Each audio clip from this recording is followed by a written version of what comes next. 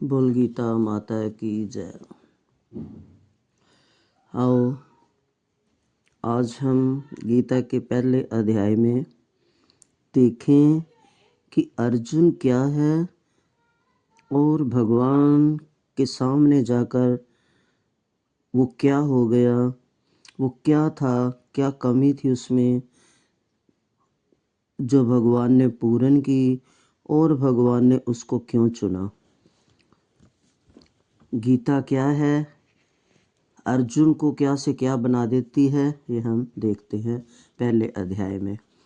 तो फिर प्रेम से ज़रा बोले हरे कृष्णा और दिल से बोले जय गीता माता की, गीता के रचयिता की जय, अर्जुन महारथी की जय, श्री कृष्ण भगवान सारथी की जय। गीता में 18 अध्याय हैं। पहला अध्याय अर्जुन विषाद योग से शुरू होता है। हर अध्याय का नाम है, नाम के हिसाब से उसमें गुण है, उसकी व्याख्या है। तो पहले अध्याय का नाम है विषाद योग। अर्जुन प्रश्न करता है, पहले तो जो पहला प्रश्न है वो धृतराष्ट्र से शुरू होता है। जो पहला श्लोक है,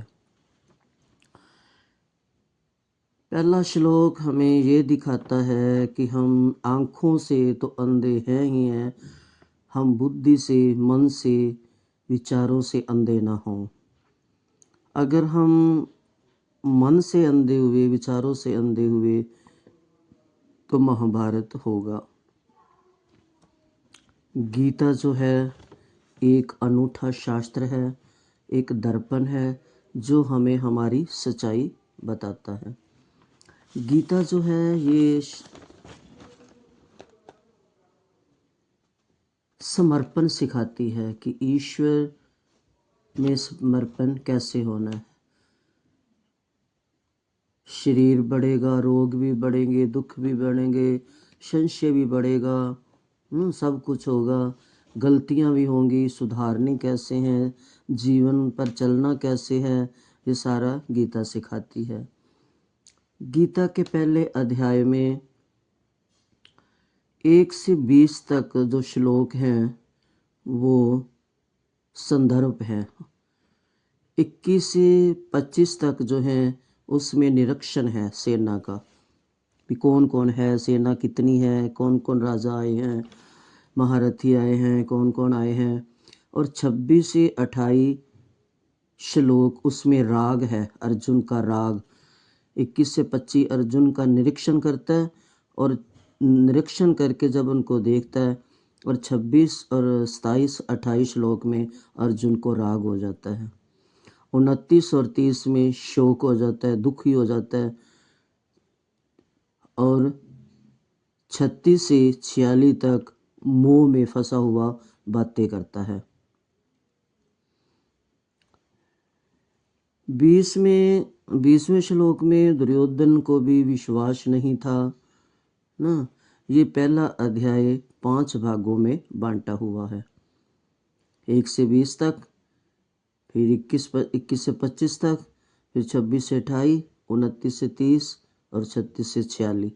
आगे सारे जो श्लोक हैं वो भगवान सुनते हैं, अर्जुन क्या क्या बोल रहा है ना। तो ये है। पहला श्लोक धृतराष्ट्र से होता है जो गलती पे गलती करता है। वैसे तो ये जो गीता है ये महाभारत से ली गई है। जब महाभारत हुई थी उसी के मध्य में तो अर्जुन को सुनाई थी गीता भगवान ने।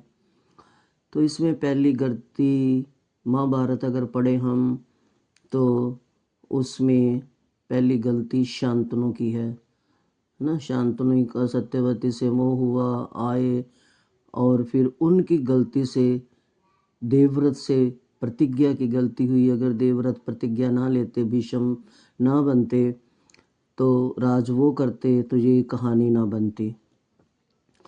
तीसरी गलती उसमें हुई थी अम्बा, जो भीष्म पितामह लेकर आए थे। अम्बा को विचित्र वीर्य के लिए, तो वो तीनों को हर के ले आए। तो एक ने बोला मैं तो किसी और की हूँ, शल्य ऋषि वो प्यार करती थी शाल्व को। तो फिर भेजा भीष्म पितामह ने, बड़ी इज्जत से, उसने स्वीकार नहीं किया, फिर उसने श्राप दिया, है ना। गलती पे गलती, महाभारत जब पूरी किताब पढ़ेंगे तो महाभारत में बहुत गलतियां हैं। आगे गलती पे गलती होती गई, फिर पांडु की गलती, है ना, पांडु से भी गलती हुई, गलती से उसकी मौत हुई। तो धृतराष्ट्र जो मेन है, उससे तो गलती पे गलती, गलती पे गलती, गलती की गलती होती गई, जिससे महाभारत हुई।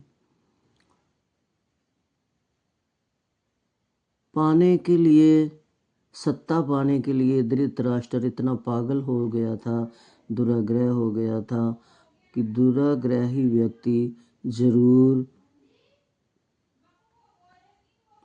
किसी का हक ले लेता है। जब किसी का हक छीनेंगे तो लड़ाई होगी होगी, महाभारत होगा। ये धृतराष्ट्र की गलती है। और धृतराष्ट्र अपनी गलती को मोह में लपेटे हुए था, पुत्र मोह में, ममता में और सत्ता में। धृतराष्ट्र, जो राष्ट्र को पकड़ के रखे, वो धृतराष्ट्र ना। हम, वो राज्य पाकर खुश होना चाहता था, है ना। खुशी ये नहीं कि हम दूसरे को छीन के, उसी का हक छीन के खुश हों। खुशी का क्या है? खुशी अलग चीज़ है, आनंद अलग चीज़ है।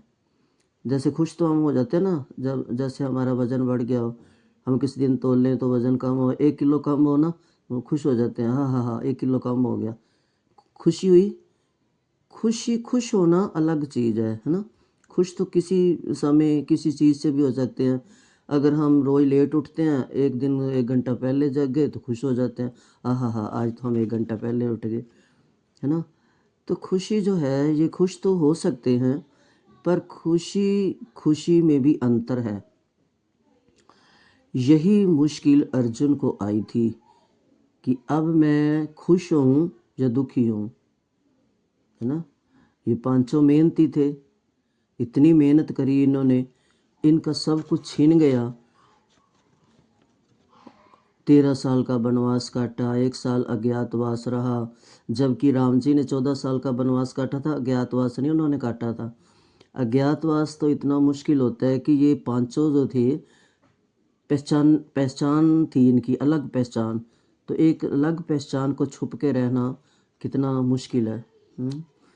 अर्जुन, इनमें जो थे अर्जुन, वो तो युद्ध के लिए भूखे थे, क्योंकि उनका हक छीन रहा था। वो कहते थे कि युद्ध करके मैं अपना हक जीतूं। और उससे ज़्यादा भीम, जो युद्ध के लिए उछल जाते थे कि मैं आज ही मार दूंगा। कभी कोई घटना होती थी ना, जैसे कि उसने, ये जो धृतराष्ट्र का जो आई था दुष्टदुम्न, उसने दुष्टदुम्न नहीं, उसका नाम भूल गई हूँ मैं। तो उसने द्रौपदी को वनवास में जब छेड़ा, तो भीम ने बोला अभी मार दो, है ना। भीम को बहुत जल्दी गुस्सा आता था। द्रौपदी चीरहरण में भी तो भीम उछल जाते थे कि आज ही मार दूंगा। तो भगवान श्री कृष्ण ने बोला कि अर्जुन, युद्ध इतना आसान नहीं है, ये युद्ध धर्म का युद्ध होगा, इसमें लाखों कटे मरेंगे, और वो कटेंगे जिनका कोई दोष भी नहीं होगा। तो अर्जुन को कहा कि आप जाके शिव के पास जाओ, शिव की उपासना करो, और शिव से शस्त्र लेकर आओ। फिर अर्जुन ने शिव की पूजा की, देवी उपासना की, शस्त्र लिए, किरात अर्जुन बनकर, है ना। तो ये सारा उसमें है। फिर ये सब हो रहा था, है ना। तो अर्जुन जब देखा बिगुल बज रहे हैं, सेना सज गई है, तो 10 दिन बाद धृतराष्ट्र को याद आता है कि क्या हुआ।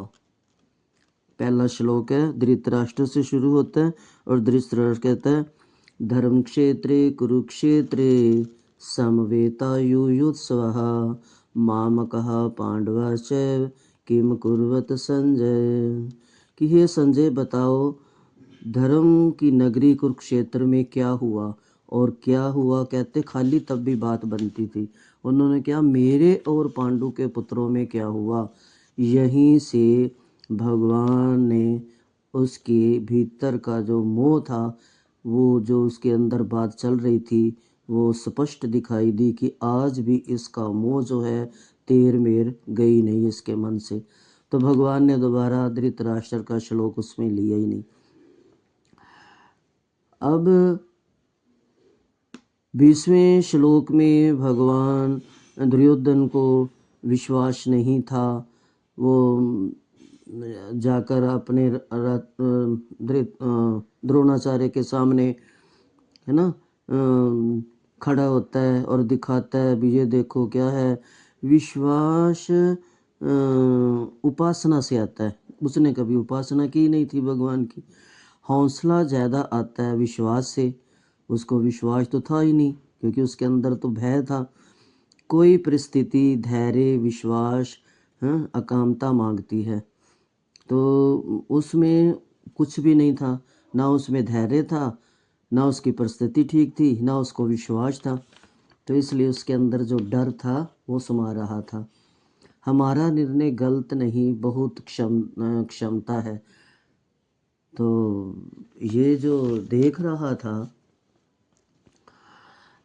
अर्जुन, दुर्योधन अर्जुन जो था, ये प्रश्न करने में सही प्रश्न नहीं कर पाया अर्जुन। भगवान, अर्जुन के मन में ये आया कि भगवान मुझे इतना बार बार क्यों समझा रहे हैं, अलग अलग तरह से क्यों समझा रहे हैं। मैं एक प्रश्न करता हूँ तो भगवान 42 श्लोकों में उत्तर देते हैं, और कहीं कहीं तो बिना कहे उत्तर दे देते हैं। 7वें 9वें अध्याय में अर्जुन का कोई प्रश्न नहीं है, खाली भगवान के उत्तर ही उत्तर है। तो कहते कहते भगवान ने कह दिया अर्जुन को कि अर्जुन तुम मेरे इष्ट हो। इतनी बड़ी बात कह दी अर्जुन को। और 10वें अध्याय में कहते हैं भगवान कि अर्जुन तुम मेरे प्रिय हो। चौथे अध्याय में भगवान अर्जुन को कहते हैं कि तुम मेरे भक्त हो। हमें 4 चीजें सुख नहीं देती, यही दुर्योधन को सता रही थी। कि एक तो हमें ये लगता है कि हम असुरक्षित हैं। असुरक्षित वो ही समझेगा जो भगवान के शरण में नहीं होगा। दूसरा, हमारे में सुख नहीं है। तीसरी बात ये आती है कि हमारे में आवागमन है ना। तो ये जो 3 चीज़ें हैं, ये हमें जगत से, परिवार से मिलती हैं। ये हम बाहर से ले रहे हैं। ये चीज़ें डैश किससे आती हैं? जगत से, परिवार से, बच्चों से, है ना, उनसे आती हैं। अर्जुन का एक प्रश्न और भगवान के उत्तर शुरू होते हैं। हम अपने मन की बात सबको नहीं बताएंगे, है ना। भगवान कहते हैं गीता मेरे हृदय है। अर्जुन महाभारत में कहते हैं कि पढ़कर सुनकर गीता को कोई समझ नहीं सकता और ना समझ आती है। भगवान ही हमारे हृदय में आकर समझाएंगे तभी समझ आएगी। अर्जुन को भी समझने में, जबकि एक भगवान का ही हिस्सा था, तब भी उसको 45 मिनट, तो हमारे तो बहुत टाइम लगेगा। भगवान कहते गीता मेरे हृदय है, मैं ही हृदय में आकर कृपा करूँगा तो तभी समझ आएगी। भगवान वक्ता बनकर ही सुनाते हैं, जीव कुछ नहीं बोल सकता। अगर कोई गीता में इतना महान ग्रंथ है, कोई गा नहीं सकता जब तक खुद भगवान वक्ता के अंदर बैठकर ना गाए। गीता कोई सुना नहीं सकता, जीव कुछ भी बोल नहीं सकता। हमें स्वतंत्रता चाहिए, परतंत्र कोई नहीं चाहता। स्वतंत्रता का नाम है सुख, सुख का नाम स्वतंत्र है ना, और दुख का नाम परतंत्र है।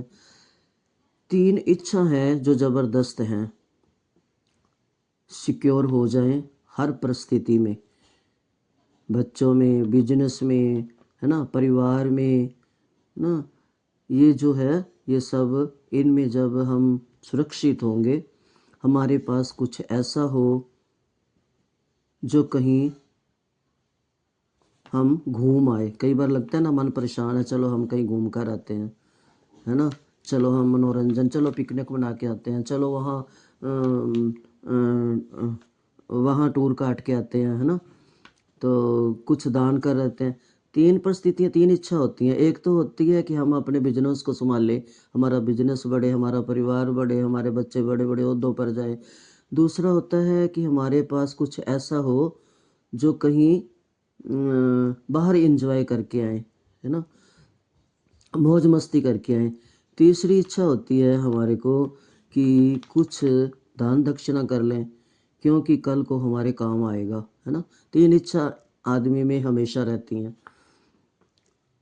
कि ये जन्म तो हो कट रहा है, अगले जन्म में क्या करेंगे, कोई गड़बड़ ना हो, इसलिए थोड़ा दान कर ले, है ना। जिस इशू से फ्री हो जाते हैं तो बोलते हैं हम सिक्योर हैं, हम फ्री हैं। हम जिसकी सुरक्षा कर रहे हैं, चाहे बच्चे हों, परिवार हो, बिजनेस हो, वह कभी भी सुरक्षित नहीं हो सकता, है ना। चाहे शरीर हो, ये कभी भी सुरक्षित नहीं हो सकता। बिजनेस है, इसमें कभी घाटा, कभी नफ़ा, कभी परिवार है, कभी बीमारी आएगी, कभी कुछ होगा, है ना। तो शरीर जो है ये भी कभी जवान, कभी बूढ़ा, कभी रोगी, है ना, होता है। तो ये हमारी अज्ञानता है कि हम इसको ठीक कर लेंगे, लेकिन ये करने वाला, कराने वाला तो भगवान है। शरीर से अज्ञान कभी भी सुरक्षित नहीं रह सकता। अज्ञान का बेटा है अहंकार, जो कभी भी सुरक्षित नहीं रह सकता। अज्ञान से ही अहंकार पैदा होता है, क्योंकि अज्ञानी था ना अर्जुन, दुर्योधन। अगर ज्ञान होता थोड़ा बहुता, मेरे भाई हैं इनको हिस्सा दे दो, भले थोड़ा कम दे देता, है ना। तो अहंकार, उसके अंदर अहंकार इतना था, अहंकारी भी बन गया। हम चाहे कहें कि सब ठीक चल रहा है, पर नहीं। अगर हम कहें गुस्सा नहीं, गुस्सा 2 मिनट में आएगा। हम क्रोध को जीत नहीं सकते। अभ्यास हो सकता है कि ठीक है, पर नहीं होता नहीं है। अज्ञान का परिवार बहुत बड़ा है। अज्ञानता जो है, इसी के अंदर तो काम, क्रोध, ईर्ष्या, लोभ, मोह, अहंकार सब इसी से तो आता है।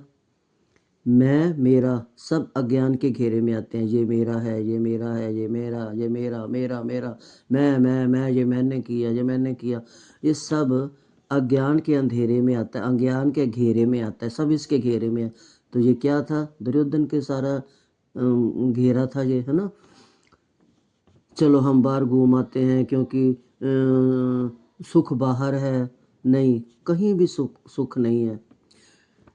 हम जब भूख लगती है तभी हम किचन में जाएंगे, देखेंगे क्या बन रहा है ना, या डाइनिंग हॉल पर जाके बैठेंगे, देखें भी क्या परोसा गया है ना। जब भूख लगती है तभी तो हम जाते हैं ना।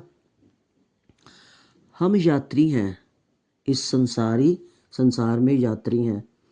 हम धर्म करेंगे, कल को सुख मिलेगा, अधर्म करेंगे, कल को दुख मिलेगा, है ना। लेकिन हम सोचते हैं कि ये करेंगे सुखी हो जाएंगे। होता ऐसा नहीं है, क्योंकि हम सोचते हैं ये करेंगे, उसका फल जो है वो भगवान देते हैं। जैसे कुंवारा लड़का या कुंवारी लड़की बोले, लड़का बोले कि मैं शादी कर लूँगा तो सुखी हो जाऊँगा, मेरे को बना बनाया भोजन मिलेगा टाइम पर। लेकिन उसके आगे का सिर्फ वो सुख देख रहा है, उसके आगे की जो है वो भगवान देख रहा है ना। कि पत्नी कैसी आती है, गृह लक्ष्मी आती है, या पतिव्रता आती है, या कलह लक्ष्मी आती है, ये तो भगवान को पता है ना। लेकिन वो सोच रहा है ना कि सुखी हो जाऊंगा। सुख है कि नहीं ये भगवान जानता है ना। अकेलापन तो उसका दुख है ही था, निश्चित है को दुखी था, ठीक है ना। मैं अकेला हूँ, वो सुख ढूंढ रहा था। हम जहाँ सुख ढूंढते हैं वहाँ ही दुख है, क्योंकि उसके पीछे अर्थ है, धर्म काम, है ना, निकाल तो मोक्ष है ना। अगर ये तीनों हैं लेकिन तीनों को निकाल दें, तीनों को हम सही रास्ते पर लेकर आए तो मोक्ष है, नहीं तो नरक है। हम करेले को मीठा नहीं बना सकते, हमारा जीवन करेला है ना, इसको हम मीठा नहीं बना सकते। इसमें करवाहट आएगी, रिश्तों की करवाहट आएगी, सुख दुख की करवाहट आएगी, लाभ हानि की करवाहट आएगी, जय पराजय की करवाहट आएगी। हाँ, इसको जैसे हम थोड़ा मीठा करना चाहें तो ये है कि चलो उबाल लो, उसका कड़वा पानी निकाल दो, हाँ, चाशनी बना के उसमें डाल दो तो थोड़ा मिठास आएगी, लेकिन वो अलग होती है ना। भगवान की बनाई हुई तीखी मिर्च को हम मीठा नहीं बना सकते, गन्ने को जो मिठास भगवान ने भरी है उसको हम कड़वा नहीं बना सकते। तो ये गीता का परिपाद्य है कि ईश्वर है तो सब सुख है, ईश्वर ही सब कुछ करते हैं। तो ये हम गीता से सीखेंगे। शांतनु ही महाभारत का मुख्य पात्र था, है ना। जैसे कहते हैं ना महाभारत का शांतनु, अगर शांतनु से गलती ना होती, सत्यवती पर मोहित ना होता, भीष्म पितामह प्रतिज्ञा ना करते तो राजा शुद्ध बनता, है ना। तो ऐसे ही कहते हैं ना, पहले वो हिस्ट्री में कहते हैं ना पृथ्वीराज चौहान से गलती हो गई थी तो कहते आज तक वो गलती भुगत रहे हैं, है ना, उसमें है। तो ऐसे है कोई कोई जो गलती एक सारे राज्य को लेकर डूबती है। सबसे बड़ी गलती है राग। शांतनु को राग ही तो हुआ, सत्यवती थे, है ना। तो भीष्म पितामह ने प्रतिज्ञा का बीज भी बो दिया, भीषण प्रतिज्ञा लेकर। अज्ञान ही पहली गलती थी, दूसरी गलती देवव्रत से हुई। शांतनु ने सत्यवती का हक छीन लिया। जैसे उसका हक छीना, है ना, हक छीना तो क्या हुआ, शांतनु ने सत्यवती का हक लिया, देवव्रत ने, है ना, जो कि देव की तरह था, है ना, उसने अम्बा का अपमान कर दिया। पांडु ने कंडम ऋषि का अपमान किया, धृतराष्ट्र ने पांडवों का हक लिया, है ना, अपमान, दुशासन ने द्रौपदी का हक लिया। ये सब ने एक दूसरे का हक लिया, तो इसीलिए क्या हुआ, महाभारत हुई। पहले शास्त्रों में प्रेम विवाह होते थे लेकिन मर्यादा से होते थे, अब जैसे नहीं। जो चीज असुरक्षित है वो कैसे टिकेगी, है ना। महाभारत की जड़ें काफ़ी गहरी थी। अगर हम लोग कहते हैं महाभारत घर में ना रखो, लड़ाई होती है, अगर जिनके घर में नहीं उनकी भी तो रोज़ लड़ाई होती है। महाभारत तो जीना सिखाती है कि कैसे परिवार में गलती ना हो, गलती हो तो कैसे उसको सुधारे, है ना, ये महाभारत सिखाती है। महाभारत की तीन गहरी जो जड़ें हैं ना, वो अनुराग, द्वेष, क्रोध, चिंता, है ना, डर, घबराहट, ये जरूर आता है, हर आदमी में होता है ना। बचपन जैसे माँ बाप के हवाले होता है, फिर जो है शादी पति के, फिर पोतों के ऊपर निर्भर होते हैं। ऐसे शरीर हमारा कभी धीरे धीरे बालपन, फिर जवान, फिर बूढ़ा, ऐसे होता है। तो अवस्था भी बदलती नहीं है, परिस्थितियाँ भी बदलती नहीं हैं। ये गीता में अर्जुन को भगवान बता रहे हैं कि शरीर बढ़ेंगे, रोग आएगा, तो हम ईश्वर समर्पण में ही सुख है। हम अपने आप को ईश्वर के उस रोग आने से पहले, जो हमारा जीवन एक फूल, खिला हुआ फूल है, सुगंधित है जवानी, उसी को हम भगवान में लगा दें तो हमारा जो बुढ़ापा है वो रोग जो है हमें सताएगा नहीं, है ना। तो ईश्वर को समर्पित कर दें ना। जब हम ईश्वर को समर्पित करेंगे तो हमारा निर्णय गलत नहीं होगा, है ना, क्षमता बढ़ेगी। अर्जुन भी तो पहले थोड़ी देर मोह में उसका दिमाग खराब हो गया, है ना, जैसे अटैक आएगा ऐसा उसका दिमाग हो गया, है ना। इसको बचाना चाहिए, हमें भी अपने मन को बचाना चाहिए। बचाएंगे कैसे? अध्यात्म अध्यात्म ट्रेनिंग से, है ना। बहुत मुश्किल है, क्योंकि पुराना मोह का जकड़ा हुआ जो हमारा मन है, कई जन्म ले लेकर ये कई कई योनियों का मोह इसमें फंसा हुआ है। तो इसको बचाना, अपने मन को, हम बहुत ही हमें साधना में जाना पड़ेगा। हमें गीता के एक एक श्लोक को कई कई बार पढ़ना पड़ेगा। हम कहेंगे भगवान उठा ले, हम कह देते हैं ना कभी दुखी उठा ले, लेकिन जब हम डॉक्टर के पास जाएं, डॉक्टर ज़्यादा लंबी बीमारी बताए तो हम घबराएंगे, है ना। तब बोलेंगे डॉक्टर अच्छी दवाई दे, हम थोड़ा और जी ले। तो वो हमारा ऊपर का था ना, उठा ले भगवान उठा ले, है ना। लेकिन अंदर से हम ना दुख चाहते हैं ना मरना चाहते हैं, है ना। यही मोह है ना। यही मोह है जो अंदर छुपा रहता है, तो जल्दी से बाहर आ जाता है कि मैं बच जाऊं। पहले तो छुपा हुआ था ना अंदर, वो भगवान उठा ले, मैं बहुत दुखी हूँ। और जब असली बीमारी लगी, डॉक्टर के पास गए, तो फिर वही मुंह बाहर आ जाता है फटाफट, नहीं मैं बच जाऊं, अच्छी दवाई दे दो, है ना। फिर बिना, ऐसे ही अर्जुन को ये मोह रूपी रोग हुआ और अर्जुन लड़खड़ाने लगा, बहक गया, सिर मुंह जिसकी वो बातें करने लगा, है ना। तो भगवान चुप होकर सुनते रहे। भगवान थे ना, भगवान के सामने रो रहा था। अर्जुन से, इससे हमें ये सीखना चाहिए कि हमें भी अगर मानसिक पीड़ा हो, हम बेचैन हो, हमारा मन अशांत हो, हम विषाद में फंसे हों, तो भगवान के सामने ही जाकर रोना चाहिए, भगवान के सामने ही जाकर बोलना चाहिए, है ना, क्योंकि वो ही हमें बचाएंगे।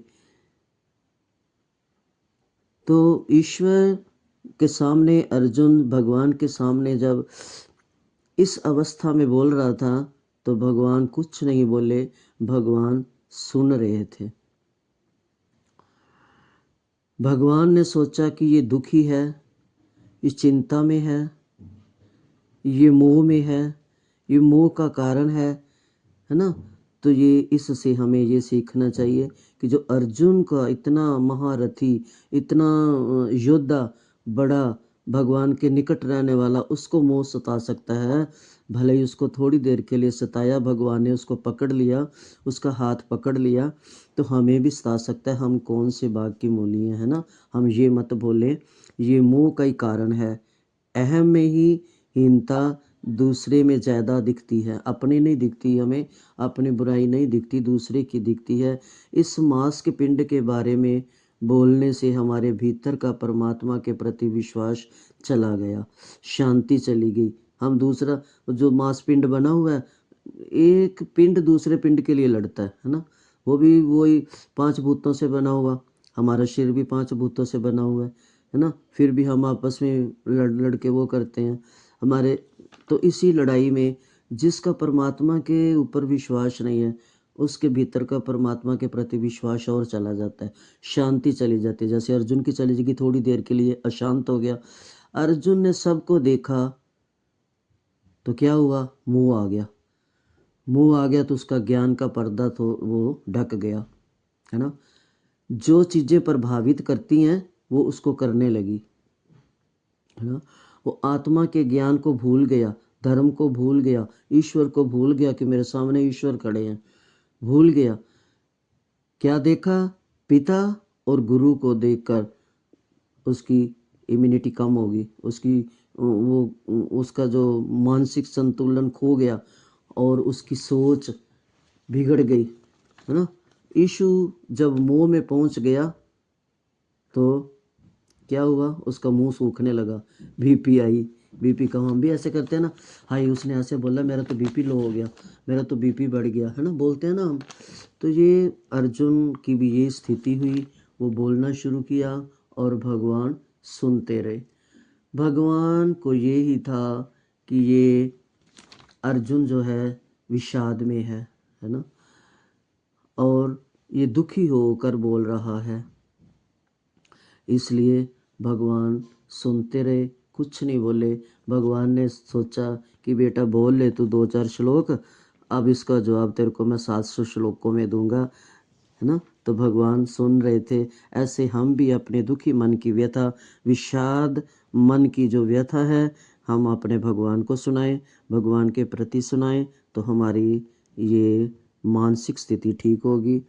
हम अर्जुन के साथ साथ चलेंगे, अपनी यात्रा को इस गीता रूपी यात्रा के साथ लेकर चलते रहेंगे और आगे आगे श्लोकों के उत्तरों को हम जानेंगे। बोल गीता माता की जय, श्री कृष्ण भगवान की जय। आओ, पिछले सत्र में हमने देखा था अर्जुन को मोह हुआ। पहला अध्याय विषाद। पहले अध्याय के 2 भाग हैं। पहला भाग है सदर्भ और दूसरा भाग है संसार निरूपण, है ना। विषाद से शुरू होता। विषाद सबको होता है। विषाद और पहले अध्याय का नाम है विषाद योग। दोनों में अंतर है, दोनों अलग अलग हैं। विषाद होना अलग है, विषाद योग होना अलग है। विषाद योग नहीं होता। विषाद का कब योग बनता है और योग का कब भोग बनता है, ये ही इस अध्याय में देखने को मिलेगा। पहला विषाद जो है बाहर की परिस्थिति कैसी थी, दूसरा अंदर की मन स्थिति कैसी थी, है ना। ये अर्जुन की अंदर की मन स्थिति का वो है व्याख्यान। अब 5 पांडव थे, है ना, 5 खड़े थे। इसको ही बुलाया क्यों चुना और इसकी अंदर की मनस्थिति कैसी थी, ये लड़खड़ा गया, है ना, विषाद आ गया, विषाद से भर गया। तो जैसे मान लो हम 4 घूमने जाते हैं, ठंड का मौसम है ना। 2 बीमार हो जाते हैं, जुकाम लग जाता है, फीवर हो जाता है ना, और 2 को कुछ भी नहीं होता। और जो 2 को कुछ नहीं होता उन्होंने फुल बाजू का स्वेटर भी नहीं पहना हुआ, बंद टोपी भी नहीं पहनी हुई, नाक मुंह नहीं ढका हुआ, है ना, और मोटे इतने कपड़े भी नहीं पहने, उनको फिर भी कुछ नहीं हुआ। और 2 हैं पूरा टोपी भी पाई हुई है ना, नाक मुंह ढकने वाली, कान भी ढके हुए हैं, पूरा बंद गले का स्वेटर डाला हुआ है, मोजे मुझे सब डाले हुए हैं, लेकिन उनको फिर भी जुकाम, बीमार हो जाते हैं। ऐसा क्यों होता है? इन्फेक्शन दोनों में गया, वो ठंडी जो थी दोनों में गई, लेकिन 2 बीमार हुए, 2 नहीं हुए, है ना। क्यों? कि एक के अंदर पावर थी, उसने उस ठंड के साथ क्या कहते हैं, युद्ध करके अपने अंदर बीमारी नहीं आने दी, रोक लिया। उसके अंदर की ताकत इतनी ज़्यादा थी कि बाहर की उसको ठंडी कुछ नहीं कर सकी। उनकी इम्यूनिटी कम थी तो वो बीमार हो गए, है ना। एक ही जगह जैसे खाने पर बैठते हैं, शादी में जाते हैं या कहीं पार्टी में जाते हैं, खाना वही होता है, कोई बीमार हो जाता है खा के, कोई उससे भी 4 गुना ज़्यादा खाता है तो वो ठीक ठाक रहता है। तो ऐसे ही ये अपने अंदर की हमारी पाचन शक्ति कितनी है, हमारी सहन शक्ति कितनी है, अंदर से मजबूती कितनी है, ये वो ही दिखाता है ना। यही परिस्थिति अर्जुन की है। भीष्म, द्रोणाचार्य सब खड़े थे, है ना, और सबको देख रहा था, जितनी सेना थी सबको देखा।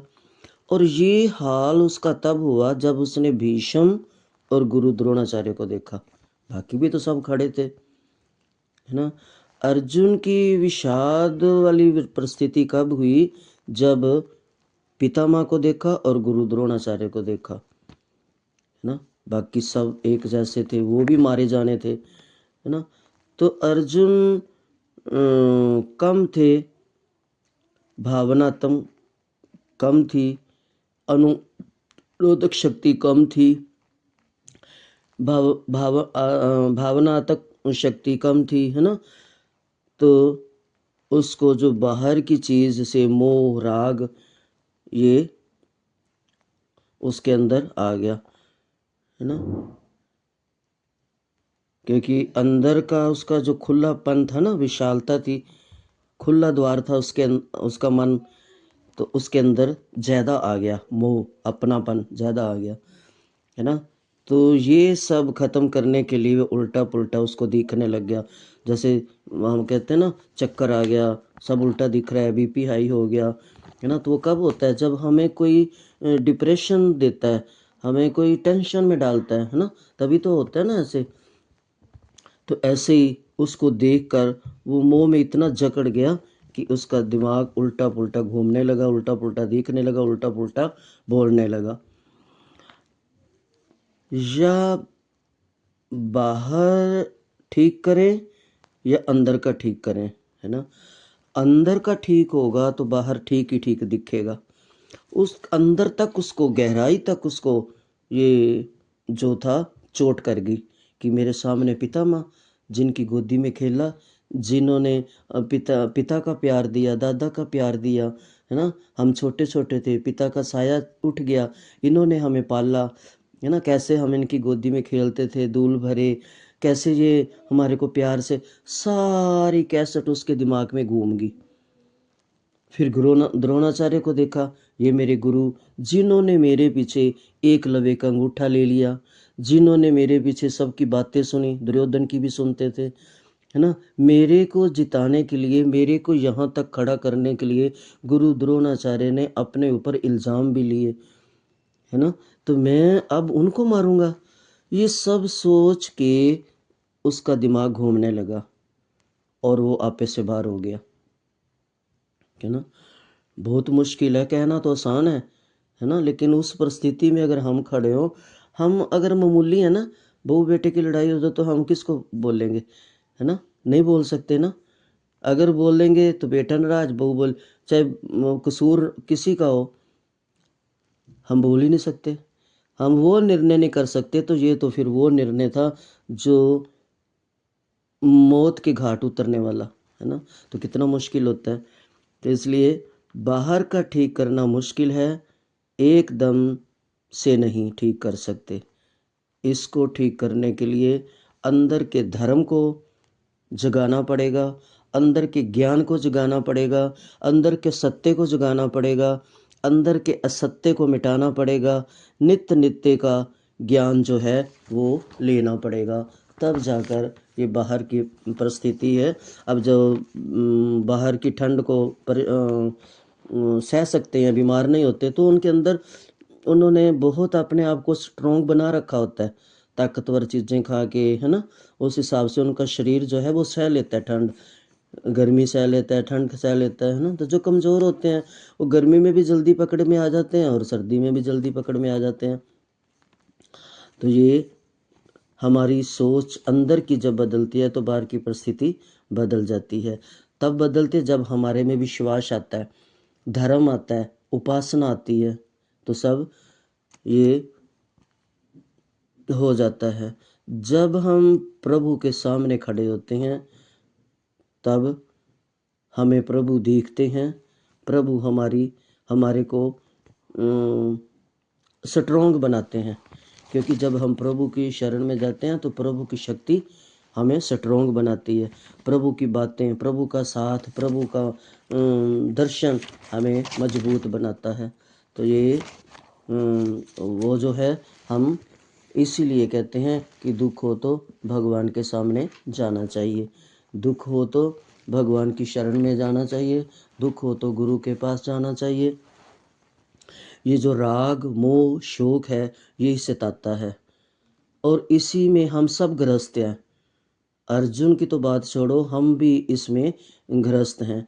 बस फर्क इतना है कि अर्जुन भगवान के सामने रोता है, लड़खड़ाता है, बैठ जाता है, धनुष छोड़ देता है, भगवान के चरणों में बैठ जाता है कि भगवान ये मैं नहीं करूँगा, युद्ध नहीं करूँगा, है ना।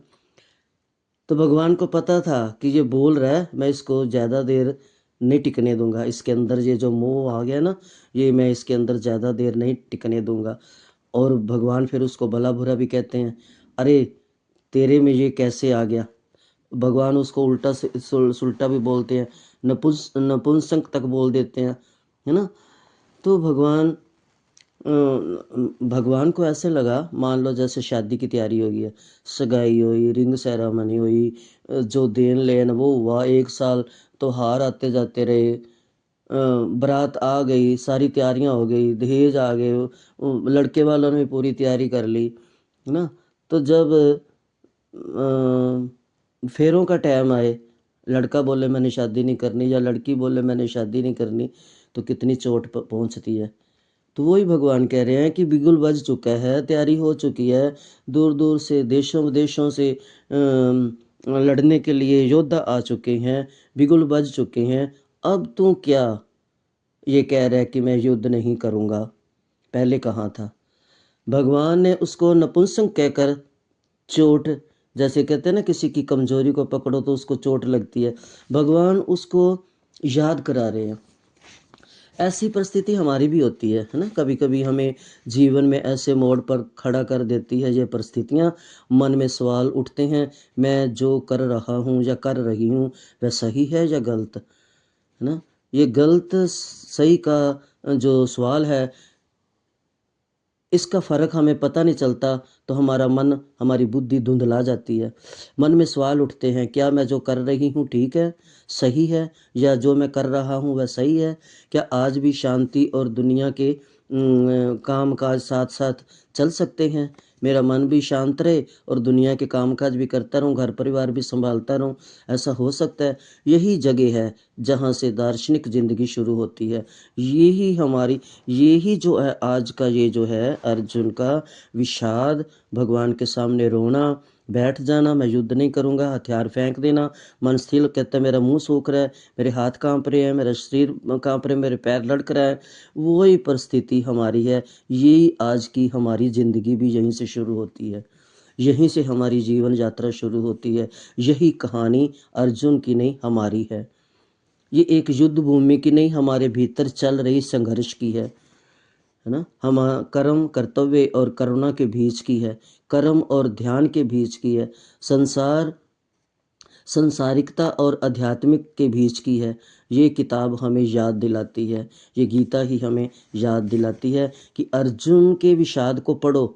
अर्जुन ने कैसे अपने आप को संभाला, उसने कैसे प्रभु की शरण ली, कैसे प्रभु ने उसको संभाला, है ना।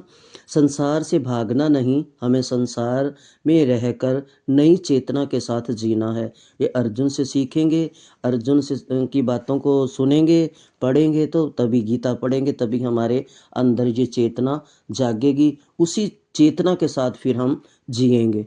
हमें भीतर की उलझने, डर, हंकार से ऊपर उठना है। ऊपर उठने की प्रेरणा हमें गीता देगी, तब देगी जब हम पढ़ेंगे। हर अध्याय गीता का ये सिखाता है, कर्म, भक्ति, ज्ञान, तीनों अलग अलग रास्ते हैं, मंजिल एक है। और ये गीता जो है ये जंक्शन है। जैसे हर पटरी अलग अलग शहर को जाती है, ऐसे गीता जंक्शन है। हमने किस ओर जाना है, भक्ति की लाइन पकड़नी है, शुद्ध कर्म की लाइन पकड़ती है, ज्ञान की, ये वो कौन सी लाइन पकड़े जो हम सही मंजिल, मोक्ष तक, भगवान के धाम तक पहुंच सके, भगवान की निकटता तक पहुंच सके, भगवान की शरण तक पहुंच सके। हमारे जीवन में कहीं ऐसा समय आता है जब हम ठहर जाते हैं, ना आगे का रास्ता दिखता है, ना पीछे का साफ साफ दिखता है जहाँ लौट चलें। यही उलझन अर्जुन को सताती थी और यही उलझन हमारी है। मन उलझन में पड़ जाता है, क्या सही है क्या गलत है। ये हम भी अर्जुन की तरह गीता से सीखेंगे, क्योंकि गीता हमारी माँ है, गीता ही हमें सिखाएगी। भगवान के पास से ही हमें विश्वास आएगा और हमारी दीनता, हम जैसे अर्जुन ने अपने आप को भगवान की शरण में बैठ गया और बोलता कि मैं आपका शिष्य हूँ, अब आप मेरे गुरु हो, मेरे को ये बताओ कि मैं क्या करूँ, मैं घबरा गया हूँ, है ना। तो ऐसे ही हमारी जो दीनता है, हम उस दीनता की शादी भगवान के विश्वास से कर दें, है ना। तो भगवान का विश्वास जब हमारे अंदर आएगा तो हमें प्रेरणा मिलेगी, है ना। जब विश्वास का अनुग्रह भगवान का होता है तो वह दीक्षा, अब वो शिष्य बन गया अर्जुन, है ना। 9वें 10वें में क्या कहता है अर्जुन कि मैं आपका शिष्य हूँ, है ना। मैं कि मैंने बहुत शूरवीर देखे हैं, कहते हैं ना, अन्य च बहवा शूरो मदरथ त्यक्ति जीविता, ना। भगवान देखो, पहले में कहा धर्म क्षेत्र कुरुक्षेत्र संवेता युजुस्वा माम कहा पांडवा च किम कुर्वत संजय। धृतराष्ट्र बोले, हे संजय, धर्म भूमि कुरुक्षेत्र में इकट्ठे हुए युद्ध की इच्छा वाले मेरे और पांडु पुत्रों ने क्या किया, है ना। मेरे और मेर तेर मैं, है ना, क्या किया, क्या हुआ। और ये किस दिन पूछ रहा है, जब 10 दिन बीत चुके हैं, है ना, 9-10 दिन बाद। पहले उसको याद नहीं था। ये संजय जो है ये बता रहा है हाल कुरुक्षेत्र का। संजय बोलता है, दृष्टवा तू पांडवानिकम व्यूढ़ दुर्योधन तथा आचार्य मुप संगमय राजा वचनम भरवीत। संजय बोले, उस समय वज्र व्यूह से खड़ी हुई पांडव सेना को देखकर और द्रोणाचार्य के पास जाकर राजा दुर्योधन ये वचन बोला, पश्यताम पांडुपुत्रा नाम आचार्य महति चमोम व्यूढ़ द्रुपद पुत्र तव शिष्यन धीमता। हे आचार्य, गुरु द्रोणाचार्य के पास जाकर बोला ना, आपके बुद्धिमान शिष्य द्रुपद पुत्र दुष्ट दमन के द्वारा व्यूह रचना से खड़ी हुई पांडवों की सेना, इस बड़ी भारी सेना को देखिए। अब गुरु को क्यों बोला कि गुरु का प्यारा था अर्जुन, पितामह का प्यारा था अर्जुन, इसलिए उनके सामने जाकर बोला कि कहीं बैक मत जाना, मेरी तरफ हो, कभी उसकी पक्षपात करो, ना। आगे ये 3-4 श्लोक जो हैं उसमें सारे जो महारथी आए हुए थे, बड़े बड़े योद्धा पांडवों की सेना में, वो दुर्योधन दिखाता है। फिर आगे अपनी सेना को जो बोलता है कि जो हमारे पक्ष में आए हुए हैं, है ना, गुरुजी उनके ऊपर ध्यान दो, पितामह उनके ऊपर ध्यान दो, ये मेरे लिए आए हैं, अपना सब घर बार छोड़ के आए हैं, है ना। तो फिर साथ के साथ बात को बदल देता है, चुस्त है ना दुर्योधन, बहुत चालाक है। साथ के साथ कहता है, नहीं नहीं ऐसी बात नहीं है, आप हो मेरी सेना में तो मेरे को किसी चीज़ का डर नहीं है, ना। कृपाचार्य हैं, गुरु द्रोणाचार्य हैं, आप हो पितामह, अश्वत्थामा है ना, विकर्ण है, सोमदत्त है, ये सब हैं। फिर अपनी सेना को गिनाने लग जाता है। तो फिर आगे दिखाता है, फिर कहता है पांडवों में भी बहुत है पर हम भी कम नहीं है। उसको ये था कि हमारी सेना उन है भी ज़्यादा थी, और इसने तो उनके मामों को भी अपनी तरफ कर लिया था झूठ सच बोल के, है ना।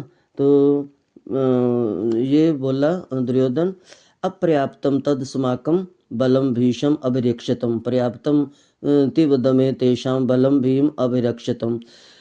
अब द्रोणाचार्य को चुप देकर, द्रोणाचार्य तो उसकी बातें सुन रहे थे दुर्योधन की, उसको चुप देकर दुर्योधन के मन में विचार हुआ कि वास्तव में हमारी वह सेना पांडवों पर विजय करने में अपर्याप्त है, असमर्थ है, क्योंकि उसके संरक्षण उभय पक्षपाती भीष्म है।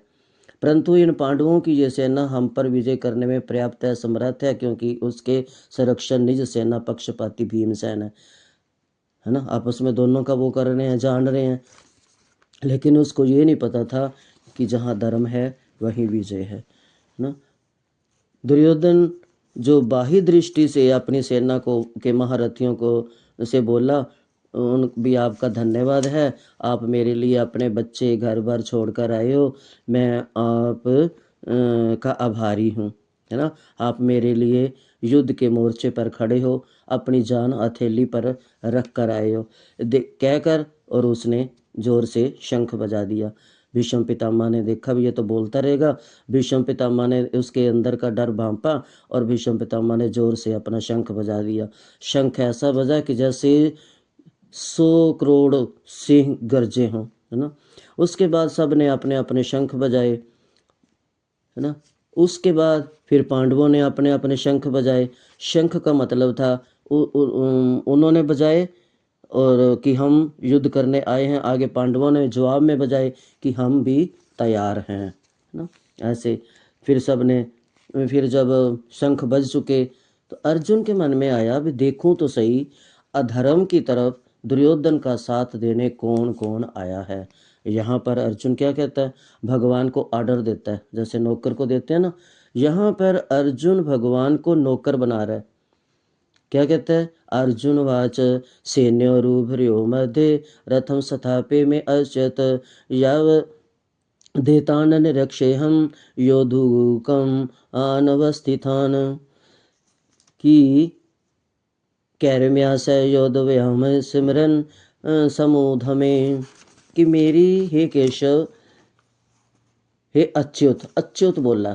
देखो पहले शब्द में ही अर्जुन का संबोधन जो है भगवान के लिए अच्युत।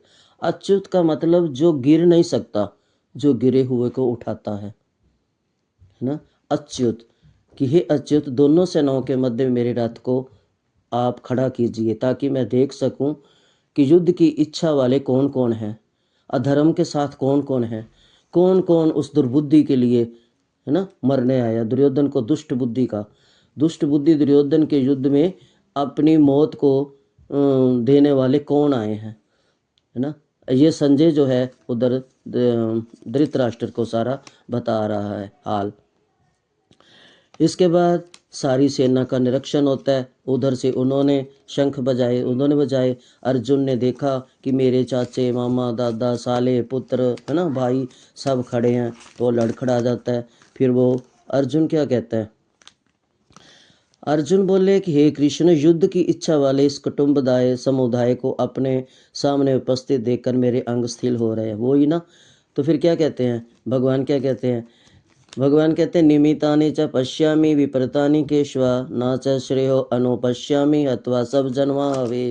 है ना। वो कहता है कि मेरा गंडीव गिर रहा है, मेरा मन भ्रमित हो रहा है, मेरा मुख सूख रहा है, मेरे स्थल मेरा अंग अंग शिथिल हो रहा है, मेरी त्वचा जल रही है, मैं खड़ा होने में असमर्थ हूँ, गिर रहा हूँ, है ना। लड़खड़ाता हुआ बैठ जाता है। तो भगवान कहते हैं मैं देख रहा हूँ कि युद्ध में सब जनों को मारकर श्रेय लाभ नहीं देख रहा हूँ। हे केशव, मैं ये हानि ही हानि देख रहा हूँ।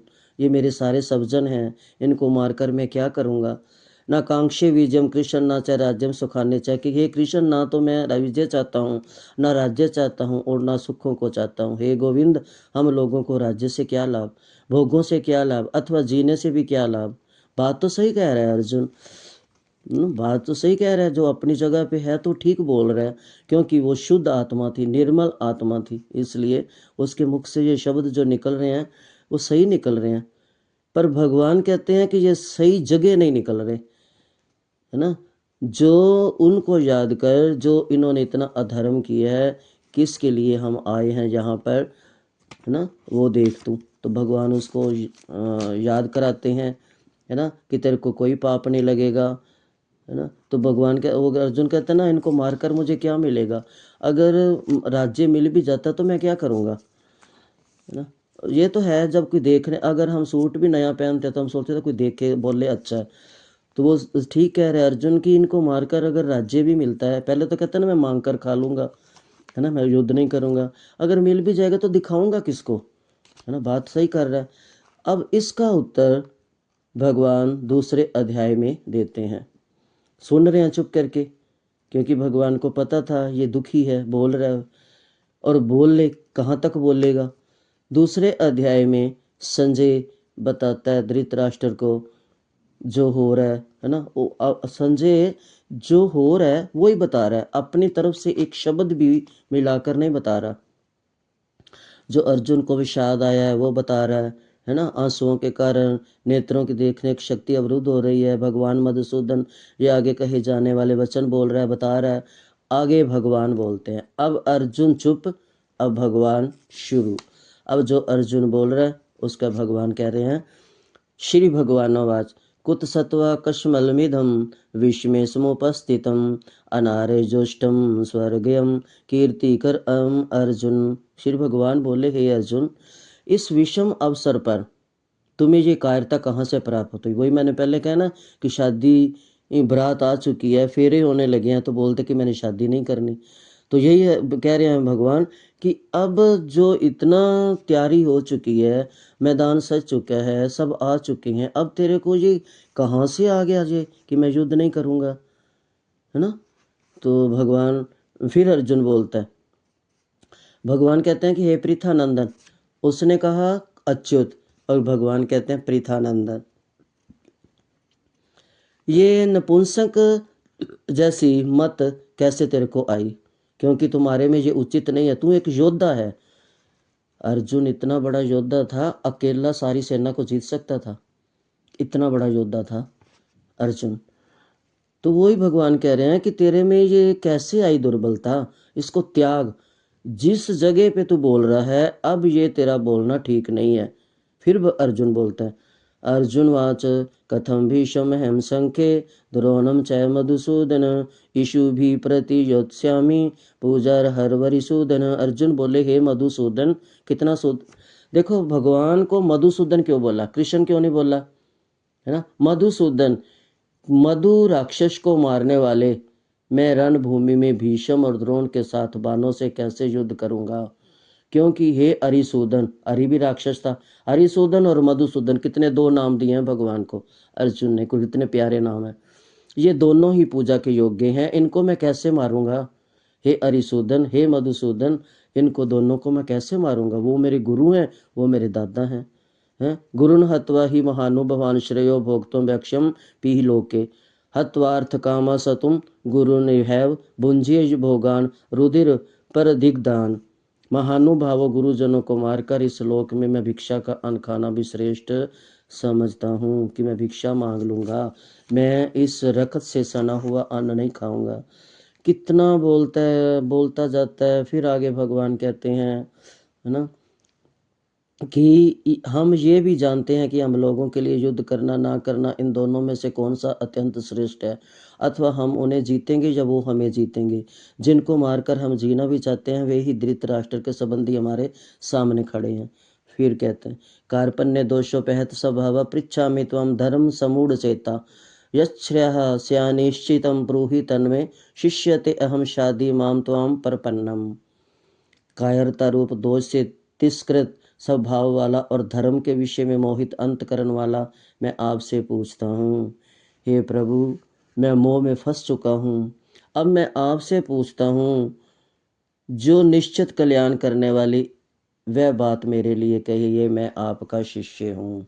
यहाँ अर्जुन बोल बोल कर थक जाता है और बैठ जाता है और भगवान को कहता है कि मैं आपका शिष्य हूँ। ये ही हमें सीख लेनी चाहिए कि हम भी विषम परिस्थिति में, विषाद में घेरे जाएं, उलझनों में घेरे जाएं, तो भगवान की शरण में बैठकर जाकर ये बोलें कि भगवान, हम आपकी शरण में हैं, आप हमारी रक्षा करो। ये सीख लें इस श्लोक से, है ना। तो भगवान क्या कहते हैं, अर्जुन, मैं आपकी शरण हूँ, मुझे शिक्षा दीजिए। अब भगवान ने सोचा, ठीक है, ठीक टाइम पे तू मेरे पास आ गया, अब जो तू बोल रहा है 2-4 श्लोक, उसका उत्तर मैं तुझे 700 श्लोकों में दूंगा। अर्जुन सुन, है ना, तू मेरा अब शिष्य बना, अब मैं तेरे को गुरु बनकर दीक्षा देता हूँ, ये ही है दीक्षा, है ना। तो भगवान कहते हैं, अर्जुन, न तवे वाहम जातु नासम न त्वं ने मे जनाधिपा न चैव न भविष्यामा सर्वे वै मता परम। किसी काल में मैं नहीं था या तू नहीं था, तथा ये राजा लोग नहीं थे, ये बात भी नहीं है, और इसके बाद भविष्य में मैं, तू और राजा लोग हम सभी रहेंगे, ये बात भी नहीं है कि नहीं रहेंगे। हम पहले भी थे, अब भी हैं, आगे भी रहेंगे, है ना। देहधारी के इस शरीर, मनुष्य शरीर में जैसे बालकपन, जवानी, वृद्ध अवस्था होती है, वैसे ही दूसरी शरीर की प्राप्ति होती है। उस विषय में धीर मनुष्य मोहित नहीं होता। समझा रहे हैं भगवान अर्जुन को, और कितने तरीके से समझाते हैं। भगवान कहते हैं, जैसे अर्जुन दीनहीन हुआ, है ना, 9-10 में, तभी गुरु बना, शिष्य बना। और तभी उसकी दीनता देखकर भगवान उसके गुरु बने। यहाँ से ही गीता शुरू होती है, यहीं से हमें दीक्षा मिलती है। अर्जुन को मिली दीक्षा, गुरु दीक्षा, और हमें भी यहीं से मिलेगी। हम भी यहीं से अपने मन को भगवान के अर्पण कर दे, अपने आप को शिष्य बनाए, है ना। भगवान शक्तिशाली हैं ना, भगवान दीनहीन को संभालते हैं, वे सब ठीक कर देते हैं। अर्जुन पहले बहुत कुछ बोला, भगवान चुप होकर सुनते रहे ना। भगवान ने सोचा ये बेचारा परेशान है। कई बार माँ भी बोलते चल बच्चा परेशान है, इसको क्या कहना, है ना। जब ज़्यादा दर्द देखती है फिर थप्पड़ भी मार देती है, बाप भी ऐसे करता है ना। तो ऐसे ही भगवान है, पहले उन्होंने कोशिश की, थोड़ा बीच में डांटा, लेकिन फिर वो चुप रहे। ईश्वर तब तक नहीं बोलते जब तक सुनने वाले की अंतर तक इच्छा ना हो, ये भी याद रखें। क्योंकि गुरु तब तक शिष्य को गूढ़ ज्ञान नहीं देगा जब तक शिष्य अंतर तक जानने वाला ना बनेगा, अनुरागी नहीं बनेगा। अर्जुन अनुरागी बना, शिष्य बना, अब भगवान भी उसकी सुनने लगे, और सुनने की प्यास सुनाने की प्यास बन जाती है। जब उसमें जिज्ञासा हुई कि बताओ मेरे को केशव, मैं क्या करूं, मैं उलझन में हूं, मेरी उलझन सुलझाओ, तो भगवान भी सुनाने की प्यास बना ली, है ना। ईश्वर की इच्छा क्या होगी, हमारी इच्छा के साथ मिलना, ईश्वर की इच्छा को अपनी इच्छा के साथ मिलाएं। इसलिए भगवान चुप थे कि अर्जुन जब चुप होगा तब मैं बोलूँगा, है ना। पांचों पांडवों को क्यों नहीं बुलाया, अर्जुन को क्यों बुलाया। और ये गीता कौन सुन रहे थे, अब कौन सुनेंगे, 3 जने, अर्जुन, हनुमान और संजय। ईश्वर की इच्छा को बढ़ाने से ही साधक जो है ये साधक की प्यास बुझती है। जैसे पानी से प्यास बुझती है, ऐसे ही साधक की प्यास बुझती है। ज़्यादा पानी पीने से मर भी सकता है ना। पानी प्यास भी बुझाती है और पानी डुबो भी देता है। ऐसे ईश्वर को हम जान नहीं पाएंगे जब तक हम गुरु नहीं बनाएंगे। वो जगत गुरु हैं, है ना। गुरु के बिना कोई ज्ञान नहीं दे सकता, है ना। पहले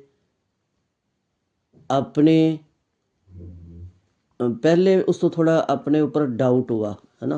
पहले तो राग हुआ, मोह हुआ, शोक हुआ, है ना।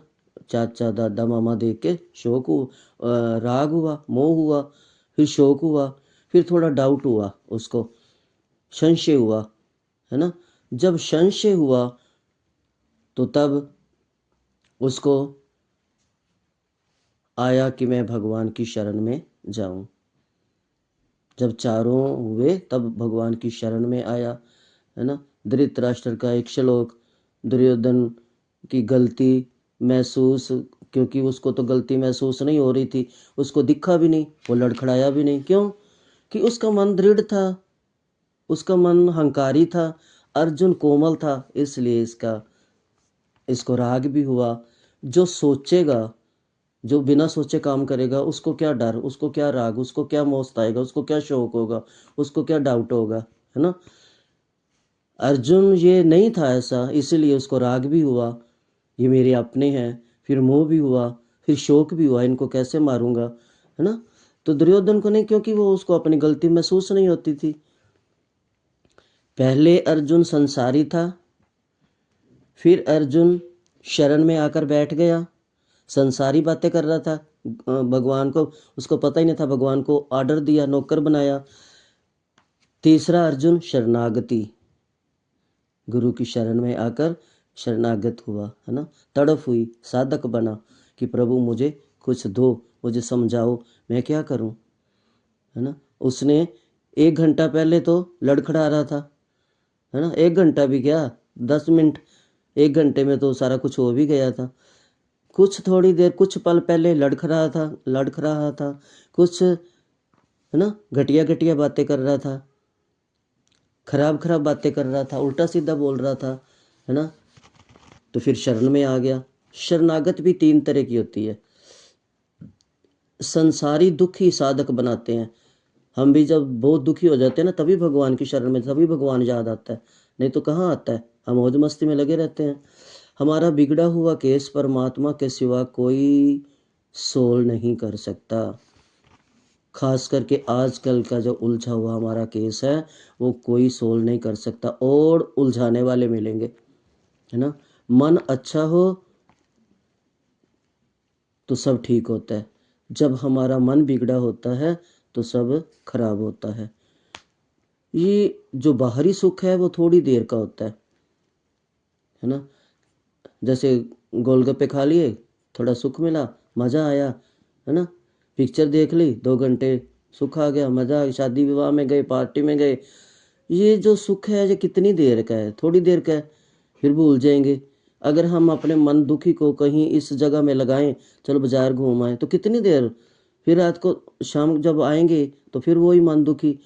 मन जब सुखी होगा जब हम प्रभु में लगाएंगे, है ना, तभी हमारा मन सुखी होगा। ईश्वर का ज्ञान ही साथी है और सच्चा सुख है ना।